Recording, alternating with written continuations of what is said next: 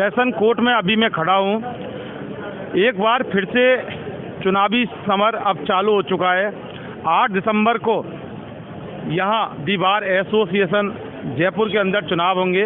हालांकि पहले चुनाव होने थे 28 अगस्त को, लेकिन हाई कोर्ट में दायर एक याचिका से चुनाव उस समय स्थगित हो गया था और फिर कोर्ट ने तारीख रखी प्रत्येक साल के दिसंबर के दूसरे सप्ताह के शुक्रवार को।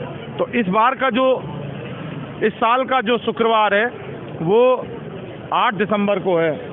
अध्यक्ष पद प्रत्याशी विजय सिंह पूनिया पहचान के मोहताज नहीं है। पहले भी बार एसोसिएशन के अध्यक्ष रहे, बार काउंसिल के सदस्य भी रहे और विभिन्न पदों पर रहकर बहुत सारे काम कराए।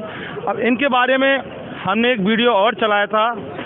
आपने फुट ओवर ब्रिज आपने बनवा दिया, पोस्ट ऑफिस आपने बनवा दिया, यहाँ स्थापित करवा दिया, डिस्पेंसरी यहाँ वकीलों के हित के लिए आपने लगवाई और तमाम तरह के आपने काम करवाए। लेकिन अब सबसे बड़ा सवाल ये है कि वकील पूछना चाहते हैं कि अब आपके पास क्या कोई प्रोजेक्ट है, क्या एजेंडा है जिसके ब्याह पर आप यहाँ चुनाव लड़ रहे हैं?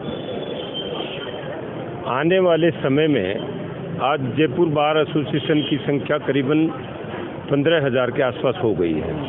हमने जब वकालत चालू की थी उस समय संख्या बहुत कम थी।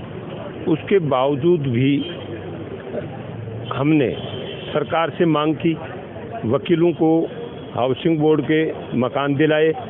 आज जयपुर से बाहर से आके वकील यहाँ अपनी वकालत कर रहा है। लोगों के पास रहने के लिए अपने निज आवास नहीं है। तो सबसे प्रथम मेरा यही उद्देश्य है कि जयपुर शहर में प्रैक्टिस करने वाले वकीलों को जिनके स्वयं के आवास नहीं है, हम सरकार से उनको आवास दिलाएंगे। दूसरा, आज जयपुर बार एसोसिएशन और न्यायिक अधिकारी कर्मचारी जयपुर शहर में करीबन 25,000 परिवार निवास कर रहे हैं। आज हमारे सामाजिक कार्यों के सरोकार के लिए हमारे पास अपनी कोई जगह नहीं है। मेरा प्रयास रहेगा कि जयपुर बार एसोसिएशन का एक सामुदायिक भवन भी सरकार से जगह लेके बनना चाहिए। अच्छा, एक बार मेरा एक सवाल है कि जब 111 नीति नगर में जो आपने आवास दिलाए थे वकीलों को, तो उसके बाद क्या किसी ने प्रयास नहीं किए या प्रयास तो किए लेकिन सरकारों ने आवास नहीं दिए? तो इसकी ठोस वजह क्या हो सकती है? बीच में हमारी बार एसोसिएशन ने 2-3 बार प्रयास किए, लेकिन वो प्रयास हमारे सफल इसलिए नहीं हो सके कि सरकारों ने उसमें कोई रुचि नहीं ली और बार एसोसिएशन के प्रयास तो उसके बाद भी निरंतर रहे। लेकिन गत वर्ष भी मैंने ये प्रस्ताव रखा था बार एसोसिएशन के सामने और स्वायत्त शासन मंत्री से हमारी जब मुलाकात हुई तो उन्होंने कहा था कि वकील यदि अपने आवास के लिए मांग करते हैं तो हम उनको मकान देंगे।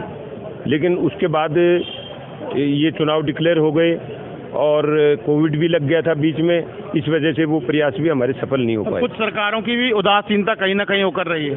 सरकार की उदासीनता कभी नहीं होती है।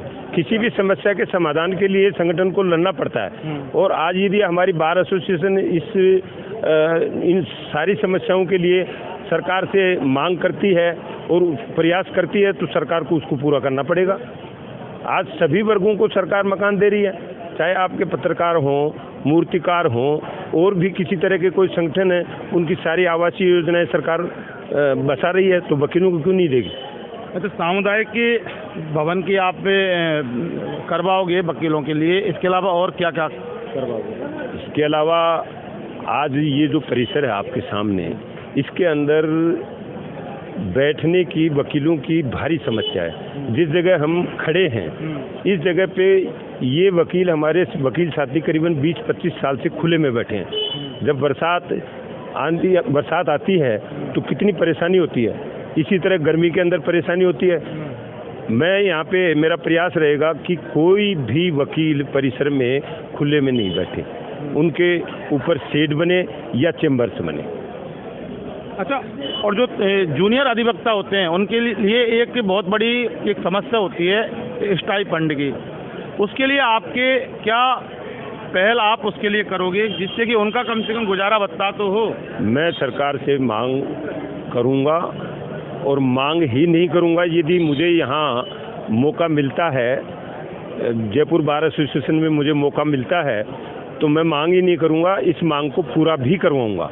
पिछले साल आपने देखा कि हमारे संगठन ने प्रोटेक्शन एक्ट की मांग की और उसके लिए हमने लड़ाई लड़ी, तो हमारा प्रोटेक्शन एक्ट सरकार ने पारित किया। तो इसी तरह मैं ये चाहूँगा कि सरकार नए अधिवक्ताओं को, जिनकी प्रैक्टिस 3 साल तक की होती है, मासिक रूप से 5 से 10 हज़ार रुपये उनको दें, जिससे वो प्रारंभिक रूप से अपनी वकालत को चालू करने में उनको सुविधा मिले। देखने वाली बात ये होगी कि वकील मतदाता इनको कितना मौका देंगे, ये वक्त बताएगा जब चुनाव का परिणाम आएगा। वकीलों को देखना है कि आखिर इनको लाना है या नहीं लाना है, ये वकील मतदाता तय करेंगे। इन्वेस्टिगेशन मीडिया के लिए पवन कुमार के साथ सेशन कोर्ट से मैं जितेंद्र शर्मा।